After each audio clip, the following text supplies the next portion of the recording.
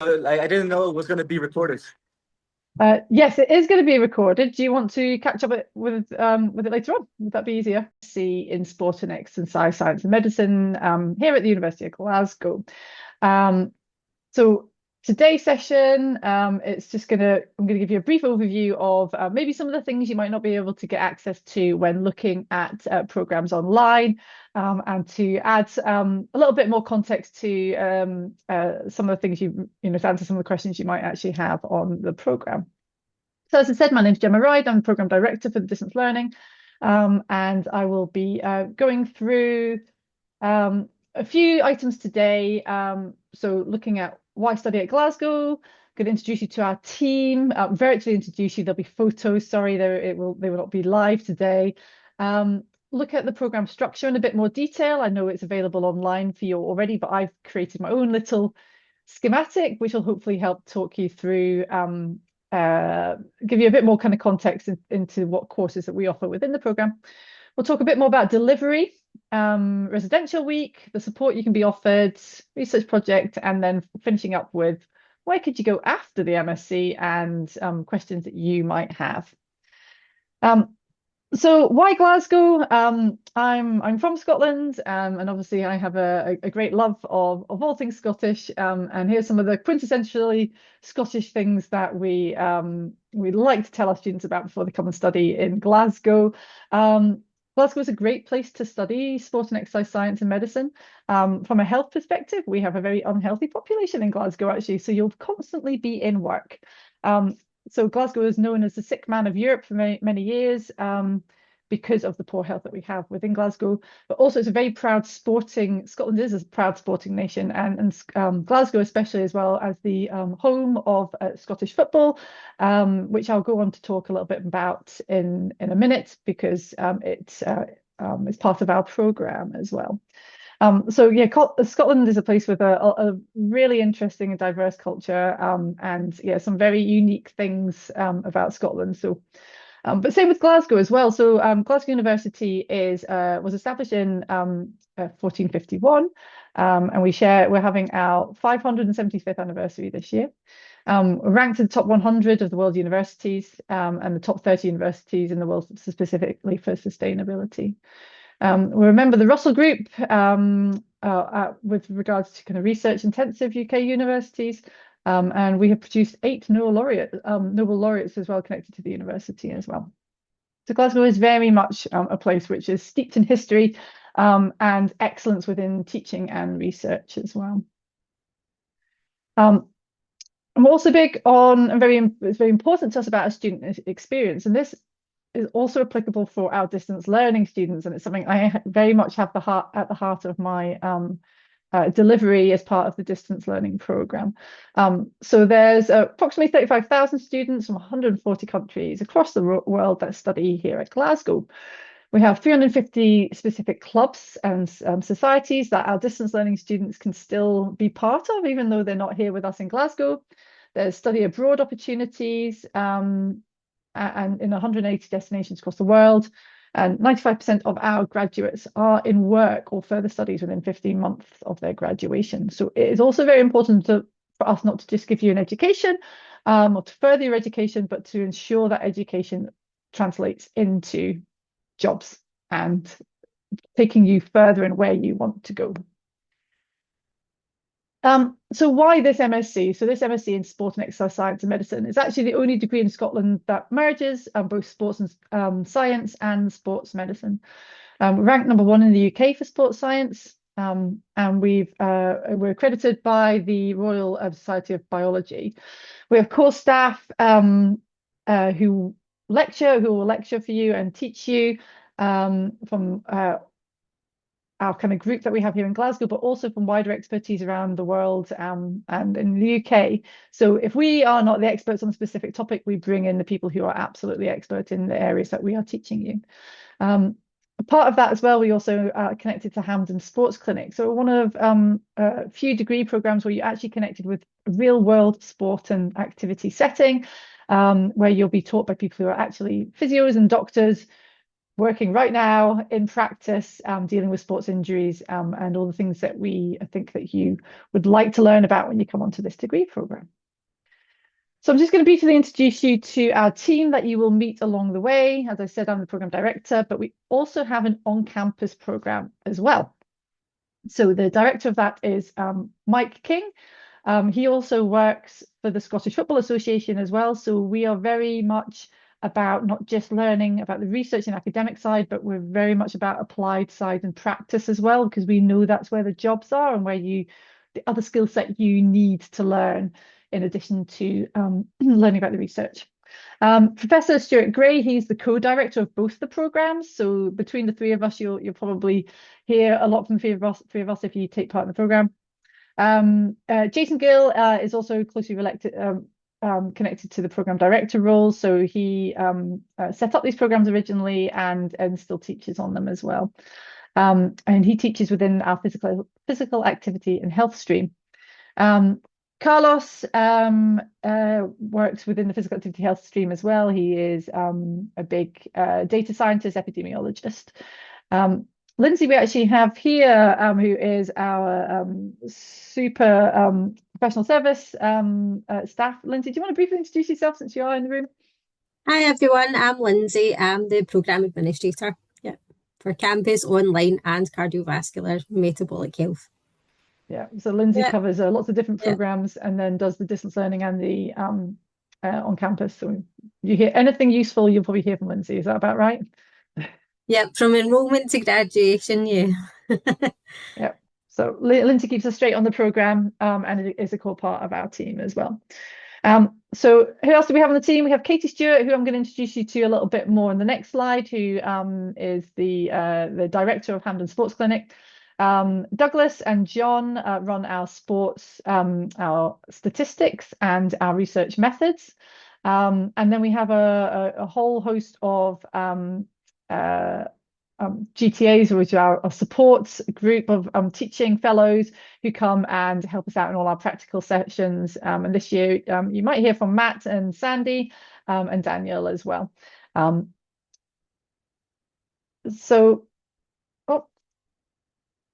As I said, that we're connected to Hampden Sports Clinic, who run our sports injuries program. So Katie is the director of the clinic. And then we have a host of both physios and doctors. So for example, Dr. Tommy Kay is our sports doctor who works on the program as well and develops a lot of the materials for the sports injuries courses that we have there as well. And obviously, because you're a distance learning program, it's really important that you have the correct support needed to do with IT. And so you'll get access to a whole bunch of Office 365, all the kind of online resources that you need to be able to function as a student. And both Jenny and Chris are part of our dedicated IT support team, who are absolutely excellent in helping you with any problems with getting access to materials, recording presentations for assignments, whatever it might be. This is our kind of go-to team there as well. So as you can see, there's a huge support network that go on behind just me working as a program director, who are there to support you as a student. So let's have a little bit more of a look at the program itself. So this is online already in form of the when you can see the kind of courses that you can take part in. So this is all already available online. And if you click on the specific courses online, it will tell you the learning outcomes for each course and the details of the specifics of exactly what each course is about. So I'm not going to go through that today because that's already available for you online. But what I want to show you is how that structure kind of sits across the 3 years. So typically we're looking at 3 years worth of study. Although I'll talk in a minute about how that can be slightly different depending on your kind of needs. You can spread it out over a longer period of time.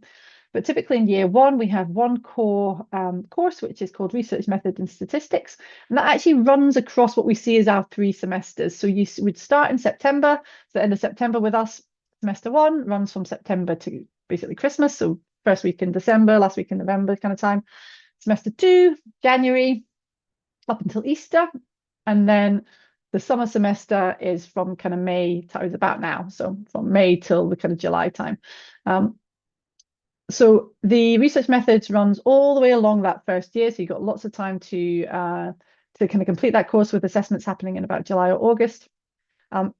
Everything else, so in year one, you have a choice of nutritional aids, working with elite athletes, physical activity and health in epidemiology, and then exercise prescription. So you pick one of those for the first year. In semester 2, then you also pick another one from a different range of courses, which are factors influencing performance, physical activity and behavior change, health, technology and analytics, sports injuries, and you only pick one sports injuries course. There's 2 here, and the difference is the prevention and rehab is for anybody, but if you are a doctor or a physio and you're a registered doctor or physio, then you can do the sports injuries for doctors and physios. Okay, so it's pretty much, it's the same course, but the specific differences for the doctors and physios there. So there's not 2, you can't choose both. You have to choose one or the other. Doctors and physios go on a specific doctors and physios course, okay?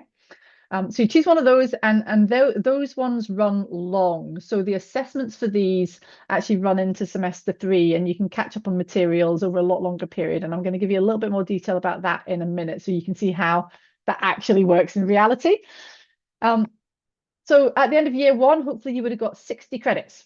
Okay, so that is the aim of the year 1, to get those first 60 credits to allow you to kind of progress on to second year. So if you want to complete the full MSc, you have to achieve 180 credits. Okay, so this is kind of basically, these are the jigsaw pieces of how you get to those 180 credits.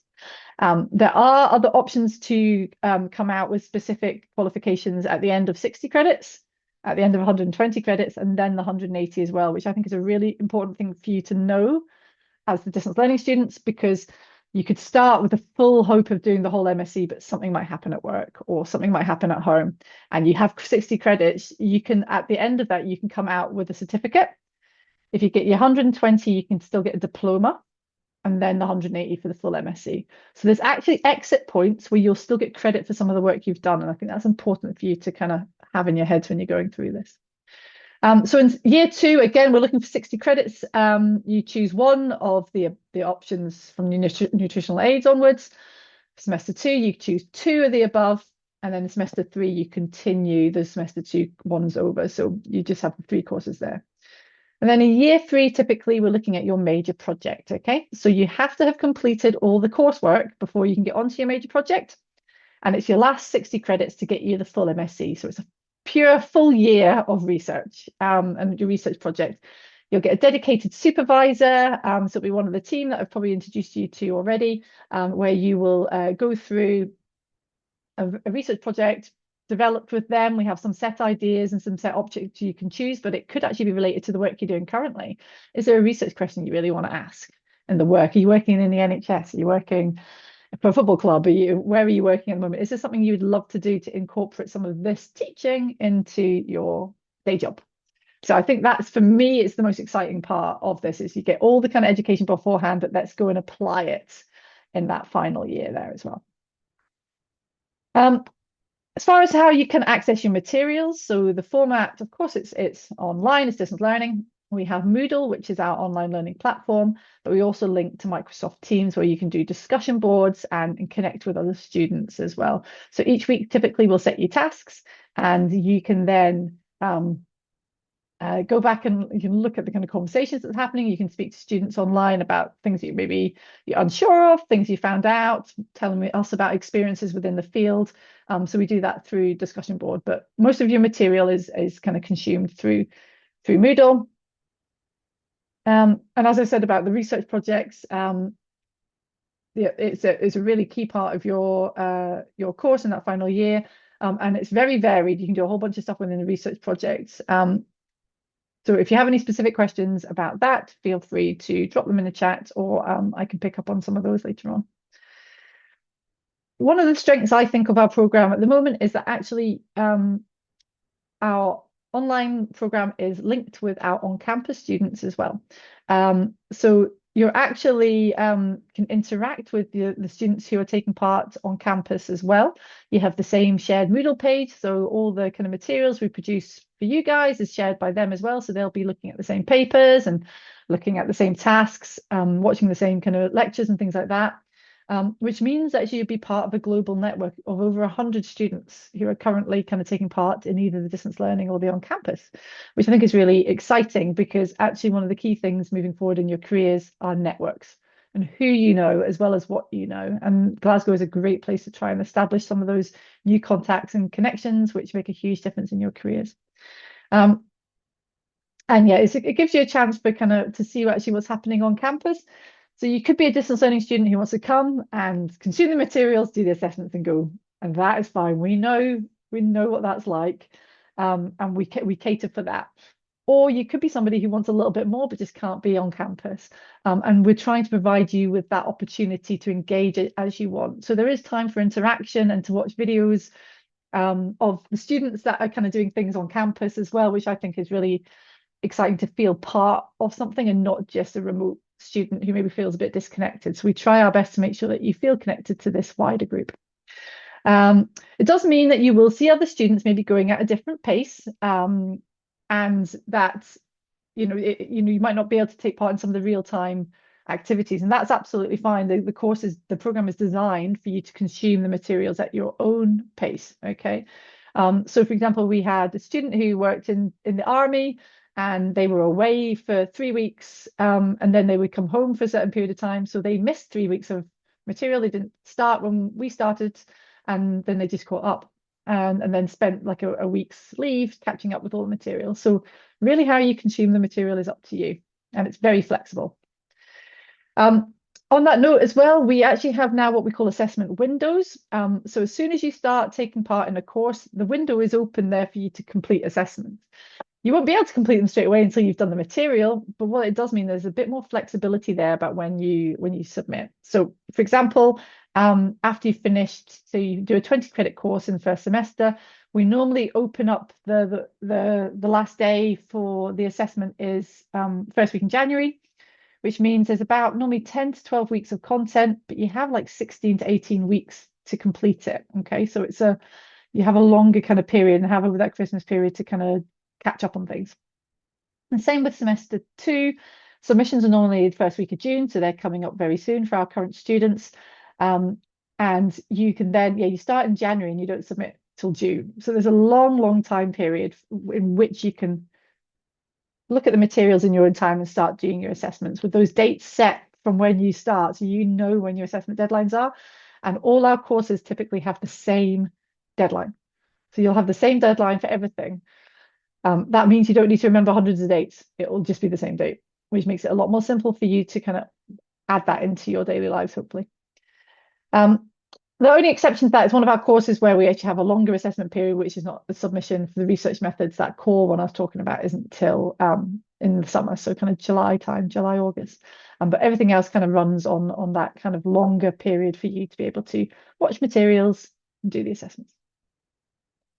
And I think another key thing about our program is your ability to be able to pause your studies. So as I said, we are mindful that we're running a distance learning program with people who are typically in jobs, who have caring responsibilities, who volunteer at local clubs. They do a whole bunch of other things as well. So there might be something that comes up in your life, which means that your plan was to complete over 3 years, but you need to pause your studies.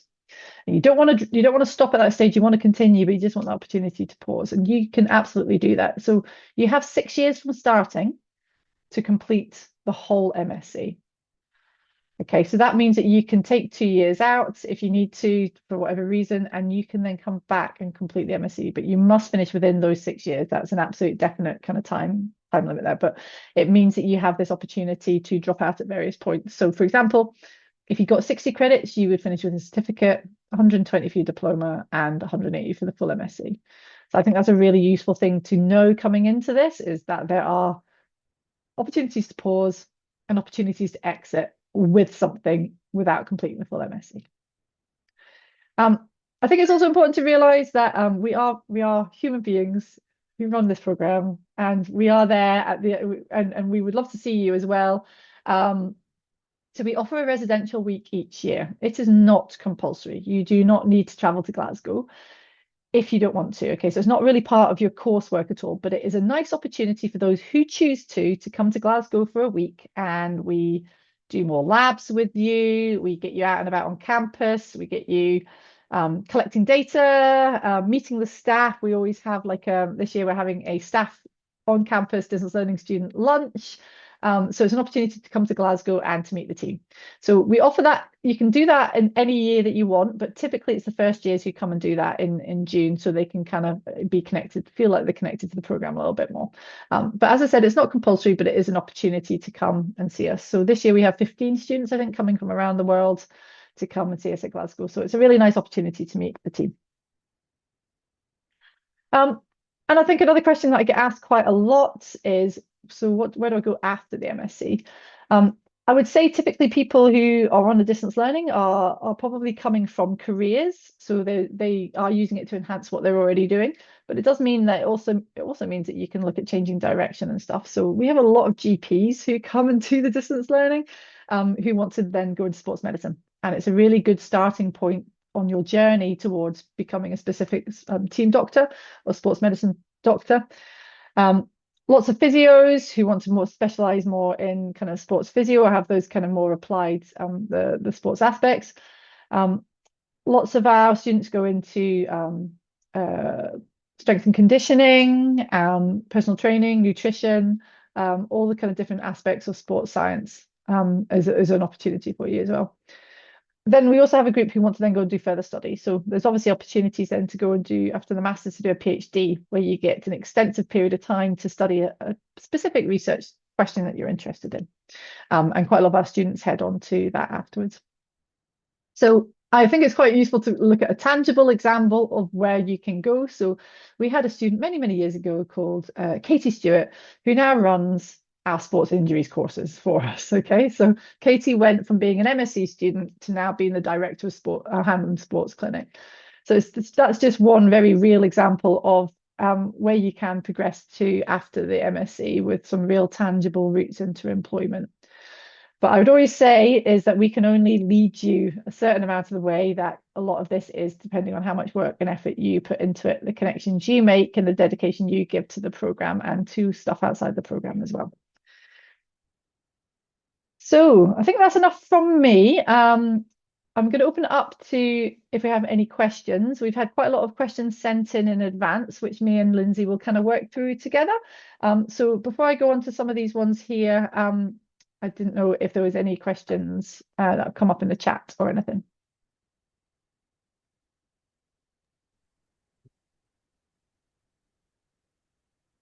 I've received a few. So it says, how are you managing time commitments with study and work? Yeah, this is something that we get asked quite a lot because, as I said, we've got a lot of students who have full-time jobs pretty much, or drop part-time to kind of be able to do this. So one of the key things I would say is that, look at the opportunities you've got to pause your studies as we go throughout if things do become too much, making a very solid plan. Only engage in this if you think, I've got this day a week to do this, work will let me have this kind of time, I can fit it in here, and have a very solid plan about when you can achieve things.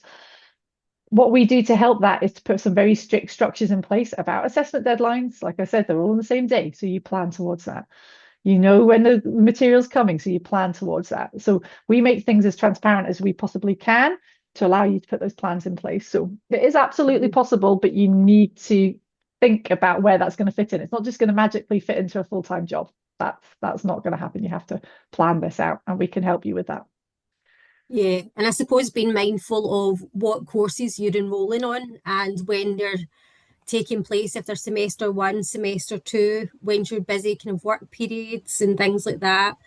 That's a really good point, Lindsay, actually, because you can take the 20 credits courses when you want. If you decided that semester 1 was better for you and you wanted to take 2, you just take 2 then, and you take 1 in semester 2. We can absolutely do that for you. So yeah, it's knowing that the flexibility is there, but to let us know in the team what you're going to do and how you're going to work around it. So that's a really good point, Lindsay. Yeah, and if you've got busier periods, then if you know the next year or your second year you're going to be busy, you would maybe undertake more in the first year or maybe in your third year, or it's all personal, isn't it, Gemma? Like the program's planned for every student to have like a personal program to suit their obviously their career needs and obviously their preferred choices and courses and things like that. Yeah, definitely. Just trying to think.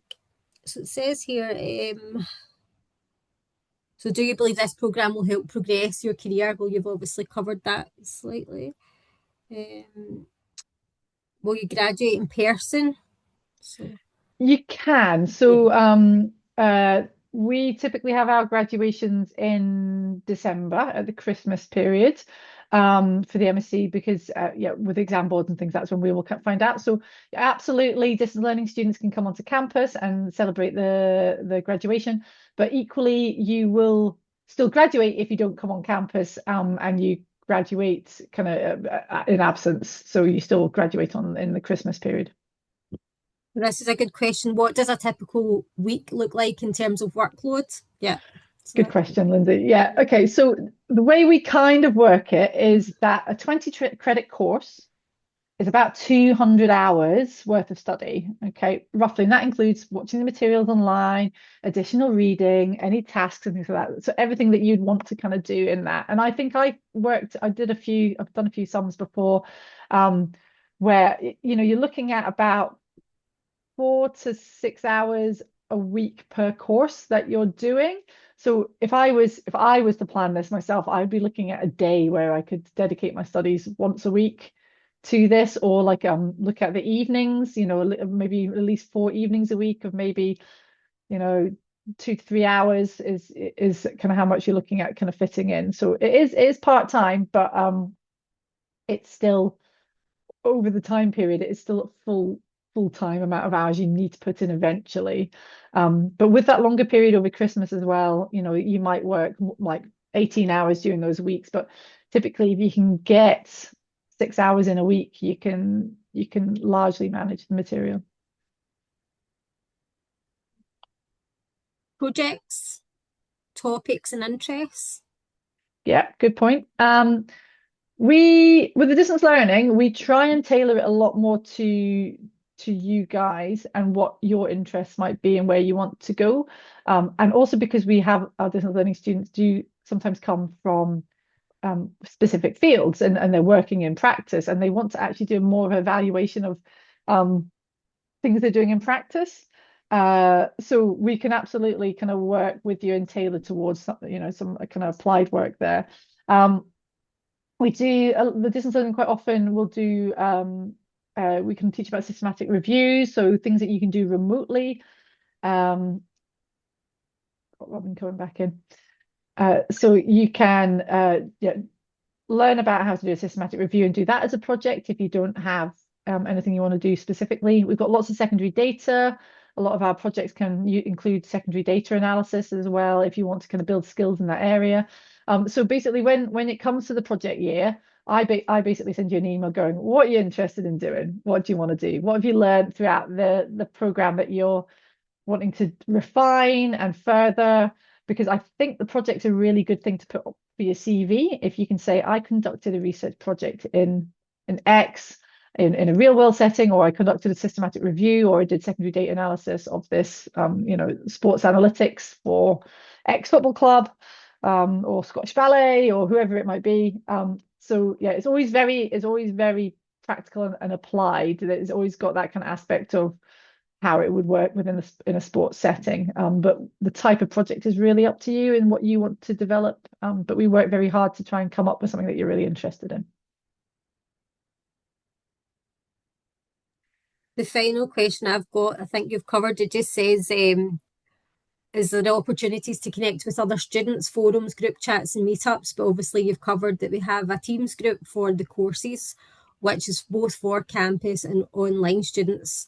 We're having a residential week where you can obviously meet the campus students and obviously your fellow online students as well. And we have kind of meetings, don't we, like drop-in sessions as well, Gemma, between us, where students can meet with us and like for enrolment, we'll have meetings and we'll have meetings throughout the programme. And we have like staff student liaison meetings as well. Yeah, so no, and absolutely. We the first thing we do is for induction, for example. So when you start in September, I think for distance learning, it's quite hard to think, oh, I've started, but I'm not going anywhere. I'm at work. It just feels quite arbitrary kind of start point. So that's why I very deliberately run 3 induction sessions in the morning, the afternoon, and the evening to cover every single time zone that we could possibly have. And then I get the team to come along so you can see the faces of the people that you're going to be working with, because again, it can feel isolating if you're doing a program kind of with everything else going on, and it can feel a lot like an add-on. So we try our best to make sure that you realize there's human faces behind the program. Like I said, you don't need to engage with us if you don't want to. That's fine. You can absolutely do this program and still do very well if you just do the materials and do the assessments. But if you want to get more out of it, then we are very, very much here to work with you and to kind of help you and facilitate you. We're very keen that you connect with other students. So I know there's kind of informal groups that have formed as a result. I know the distance learning group from this year that just started, they have informal kind of chat groups and stuff where they can share ideas and discuss things. And that's global as well. Like there's students from the UK in that, Canada, Dubai, Kuwait. So we do have students from across the globe. But then, yeah, like I said, we do try and provide you with opportunities to connect with us kind of as teaching is going along. But I think one of the important points to note that it is a program that you do in your own time. So there's no live sessions apart from doing the induction and a few other things. Well, I'll make it very clear this is live. It'll always be recorded. So it's always available online afterwards. But apart from that, all your teaching material is typically online, ready for you to work at through your own pace. You'll see messages from us coming through in various chat groups and things like that.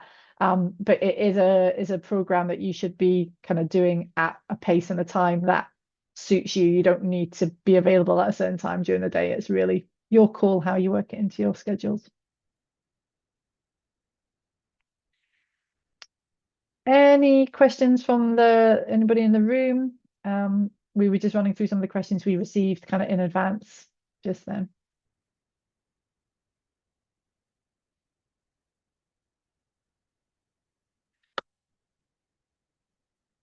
I'm also happy to set up meetings with students as well. If you have kind of further questions or you would like to kind of speak to me afterwards, you just drop me an email and I'm happy to kind of speak to you guys as well.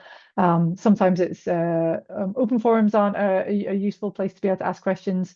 So I'm happy to answer kind of follow-up questions as well. And same with Lindsay, anything to do with the process of kind of enrollment, getting started and things like that, Lindsay is the person to contact. If there's anything more about the actual program itself and delivery and the courses and the content and the staff, then you can email me and I can probably direct you more specifically to course leads and kind of any questions that you might have there as well. So please feel free to get in touch. We'll be happy to answer questions as you make your decisions, because we realise that we're not the only university in the world, and there's plenty of other options out there. But we are open to having discussions with you guys as well. So if there's no more questions, and Lindsay, anything I've forgotten? No, I think everything's been covered, Jay. Great. I'd just like to say thank you very much for coming along today and having this brief introductory session. Feel free to reach out, and we hope this has helped in informing a decision that you might want to make to come and join us at the University of Glasgow.